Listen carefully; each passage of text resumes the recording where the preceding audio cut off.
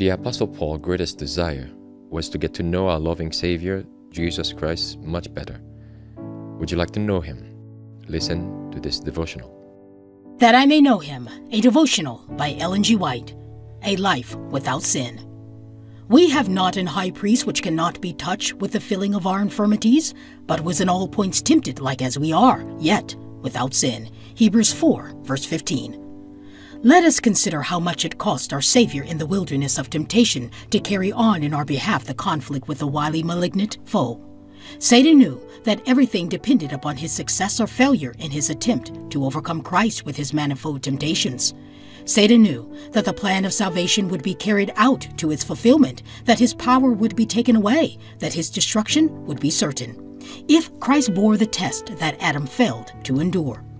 The temptations of Satan were most effective in degrading human nature, for man could not stand against their powerful influence. But Christ in man's behalf, as man's representative, resting wholly upon the power of God, endured the severe conflict in order that he might be a perfect example to us. There is hope for man. The work before us is to overcome as Christ overcame. He fasted 40 days and suffered the keenest pains of hunger.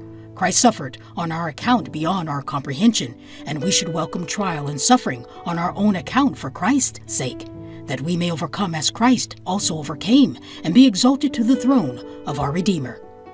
We have everything to gain in the conflict with our mighty foe, and we dare not for a moment yield to his temptations. We know that in our own strength it is not possible for us to succeed.